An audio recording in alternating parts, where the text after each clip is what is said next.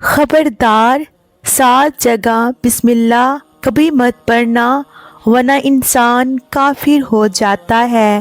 بسم اللہ الرحمن الرحیم۔ قرآن مقدس اللہ کی عظیم کتاب ہے، یہ برکت والی کتاب ہے۔ اس کی آیتیں مومنوں کے لیے شفا ہیں، اس کے ایک ایک حرف میں 10 نیکیاں اللہ نے مقرر فرمائی ہیں۔ قرآن مقدس دنیا و آخرت کی پریشانیوں کا علاج ہے۔ قرآن مقدس رحمتوں کا خزانہ ہے، لیکن اس عظیم رحمت والے خزانے سے مالا مال ہونا ہو تو پہلے سچے دل سے بسم اللہ الرحمن الرحیم پڑھو، پھر اس خزانے کو کھولو اور زیادہ سے زیادہ اللہ کی رحمتوں کو حاصل کرو۔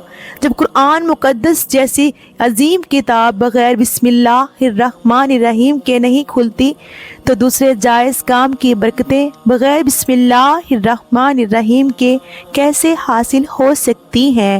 حضرت عثمان بن عفان رضی اللہ تعالی عنہ نے رسول اللہ صلی اللہ علیہ وآلہ وسلم سے بسم اللہ کی نسبت سوال کیا۔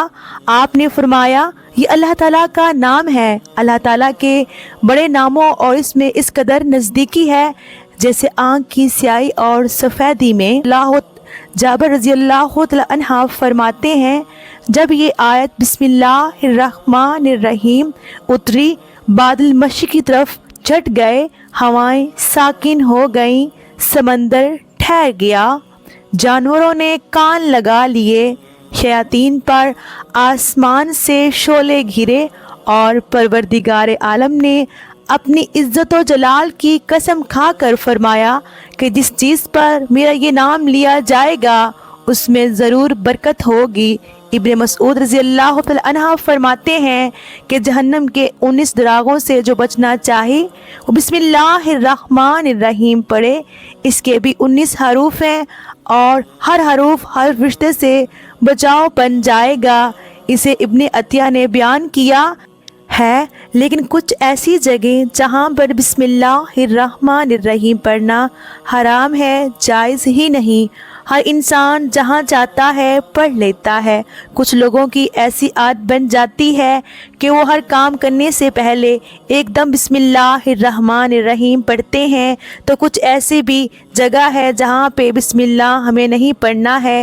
جہاں پر بسم اللہ انسان اگر پڑھے گا تو وہ گناہگار ہوگا۔ بسم اللہ کا پڑھنا ایسی جگہوں پر، ایسے مقامات پر جائز ہی نہیں ہے۔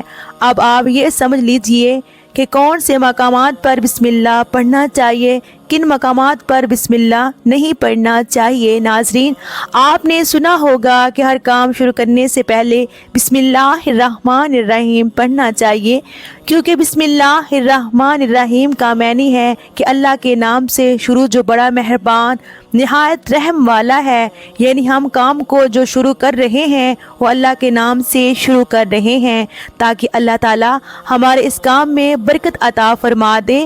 اور بسم اللہ پڑھنے کے فائدے بھی بہت زیادہ ہوتے ہیں کہ اگر کوئی انسان کسی کام کو پڑھ کے کرتا ہے تو اللہ تبارک و تعالی اس کے اس کام میں برکت عطا فرماتا ہے، اور یہ سنت بھی ہے۔ حضور صلی اللہ علیہ وآلہ وسلم نے بہت سارے مقامات پر ہمیں بسم اللہ الرحمن الرحیم پڑھنے کی تاکید فرمائی ہے، اور حضور صلی اللہ علیہ وآلہ وسلم نے بسم اللہ الرحمن الرحیم پڑھنے کا حکم دیا ہے۔ اب اگر آپ کوئی بھی نیک کام شروع کر رہے ہیں، اس نیک کام شروع کرنے سے پہلے بسم اللہ الرحمن الرحیم اگر آپ پڑھ لیں گے تو آپ کی سنت بھی ادا ہو جائے گی، اور اس پہ آپ کو ثواب بھی ملے گا، اور اس کی برکتیں بھی آپ کو ملیں گی۔ اگر آپ نے کسی نیک کام شروع کرنے سے پہلے بسم اللہ پڑھ لیا تو پھر انشاءاللہ اس میں آپ کا نقصان نہیں ہوگا، اللہ تعالیٰ خود آپ کا حامی و مددگار اور ناصر بن جائے گا، کیونکہ آپ نے اپنے اس کام کو اللہ کے نام سے شروع کیا ہے کہ ہمارا کام تھا کرنا، اور بندہ کیا کرتا ہے جو اس کے پاس میں ہوتا ہے۔ بندہ تو اسباب اختیار کرتا ہے، اور بندہ کر بھی کیا سکتا ہے، بندے کے ذمہ صرف اسباب کا اختیار کرنا ہے کہ آپ کسی کام کو کرنے سے پہلے سبب اختیار کریں کہ ہمیں یہ کام کرنا ہے، باقی آپ اللہ کے سپرد کر دیں۔ آپ اپنے کام کو کریں، باقی جو اب آپ کا کام ہے وہ اللہ تبارک و تعالیٰ کے سپرد کر دیں۔ ایک مرتبہ ایک صحابی آ کر عرض کیا، یا رسول اللہ صلی اللہ علیہ وآلہ وسلم، میں پریشان ہوں، ہمارے اونٹ کہیں کھو گئے ہیں۔ تو آپ صلی اللہ علیہ وآلہ وسلم نے ان کو یہ بتایا کہ اللہ پہ بھروسہ کرو، اور اللہ پہ بھروسہ ہی اصل چیز ہے۔ یہ بولو کہ میں نے اللہ پر بھروسہ کر لیا، اللہ پاک کافی بہترین کارساز ہے۔ تو کچھ صحابہ کرام کہنے لگے کہ یا رسول اللہ صلی اللہ علیہ وآلہ وسلم، ہمیں اللہ کی ذات پر بھروسہ ہے، کیا ہم اپنے اونٹوں کو ایسے ہی چھوڑ دیں؟ اگر ہماری قسمت میں ہوں گے تو ہمارے اونٹ واپس آ جائیں گے، اور مقدر میں نہیں ہوں گے تو چلے جائیں گے، ہمیں اللہ کی ذات پر بھروسہ ہے۔ تو آپ صلی اللہ علیہ وآلہ وسلم نے فرمایا کہ نہیں، پہلے اپنے اونٹ کو باندھو، پھر اللہ کی ذات پر یقین کرو، پھر اللہ کی ذات پر بھروسہ کرو، یعنی ہمارے ذمے کے جو کام ہیں وہ ہمارے اوپر کرنا لازم ہے۔ اسباب کا انکار کرنے والا جاہل ہوتا ہے، اسباب کا انسان انکار نہیں کر سکتا کہ نہیں ہم تو ہاتھ پہ ہاتھ رکھ کے بیٹھ جائیں گے، اب اللہ کھلائے، کیونکہ وہ رازق ہے، وہ ہمیں کھلائے۔ لیکن آپ اپنی محنت کیجئے، آپ اسباب اختیار کیجئے، پھر اللہ کی ذات پر چھوڑ دو۔ آپ پہلے جاؤ مزدوری پر، آپ کام پر جاؤ، آپ کا کاروبار کرو، پھر اللہ کی ذات پر چھوڑ دو کہ اے پروردگار عالم، اب ہمارا جو کام تھا ہم نے کر لیا، آگے تیری رضا ہے اور تیری رحمت کے ہم امیدوار ہیں۔ صرف ہمارے کمانے سے رزق تھوڑی ملتا ہے، ہم نے کمایا، بس کما کے لے آئے۔ اس کے علاوہ آپ غور کیجئے کہ دانے کو زمین سے نکالا کس نے، اس کے بعد پھر اس کو گیہوں کی شکل میں، پھر وہ آٹے کی شکل میں بنا، پھر وہ روٹی بنتی ہے۔ ہم سمجھ رہے ہیں کہ یہ ہماری محنت سے ہو رہا ہے، ہم نے روٹی بنائی، روٹی بنا کے وہ گوشت یا سالن یا سبزی ہمارے سامنے آئی، اس کے بعد ہم نے جیسے ہی اس کو بسم اللہ الرحمن الرحیم پڑھ کر کھایا تو اب ہمارے حلق پر ایک فرشتہ بیٹھا ہوا ہے، وہ فرشتہ اب اللہ سے اجازت مانگ رہا ہے۔ حلق میں ہماری دو نالیاں ہوتی ہیں، ایک نالی ہوتی ہے جو سانس کی ہوتی ہے، ایک نالی وہ ہوتی ہے جس سے رزق اندر جاتا ہے، کھانا اندر جاتا ہے۔ تو یہ دو نالی بالکل برابر ہوتی ہیں اور دونوں کا ایک ہی چھید ہوتا ہے، لیکن پھر وہ اندر جا کر الگ ہو جاتی ہیں۔ اب آپ یہ سوچ کر دیکھیے کہ فرشتہ یہاں پر بیٹھ کر اللہ تعالیٰ سے پوچھتا ہے ہمارے ہر لقمے پہ کہ مولا اس لقمے کو زندگی کا سبب بناؤں یا موت کا باعث بنا دوں۔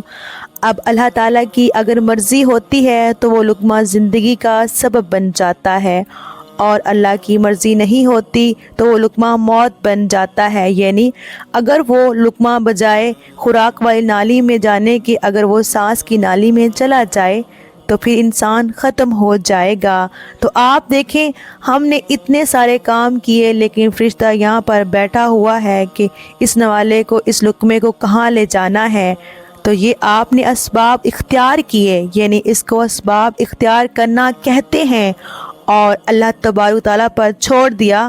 تو نیک کام ہم شروع کر رہے ہیں، کھانا کھا رہے ہیں تو ہمیں بسم اللہ پڑھنے کی تاکید کی گئی ہے، لیکن ہمارے سارے لوگ ایسے ہوتے ہیں کہ کچھ حرام کام کرتے ہیں۔ جیسے مثال کے طور پہ اگر کوئی انسان جوا کھیل رہا ہے تو اس میں بسم اللہ کا پڑھنا حرام ہے کہ اللہ کے نام سے شروع۔ اللہ نے کب کہا تھا کہ آپ نے جوا کھیلو؟ جا کر اللہ نے کب کہا تھا کہ آپ شراب پیو؟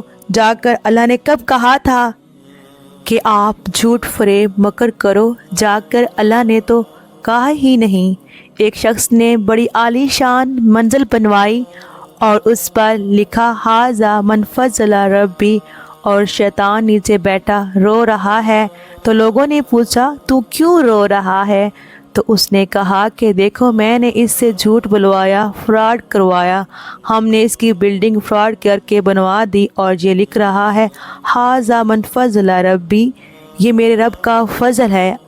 محترم ناظرین، اللہ نے کہاں کہا تھا کہ جھوٹ بول کے کمانا؟ اللہ نے کہاں کہا تھا کہ ڈھونگ کر کے اللہ نے کہاں کہا تھا کہ فراڈ کرنا؟ تو مقصد صرف یہ ہے کہ شیطان تو ہر طرح سے انسان کو بہکاتا ہے، تو اس لیے حرام کاموں سے پہلے ہمیں بسم اللہ ہرگز نہیں پڑھنا ہے۔ ہمیں ہر نیک کام شروع کرنے سے پہلے بسم اللہ الرحمن الرحیم پڑھنا چاہیے۔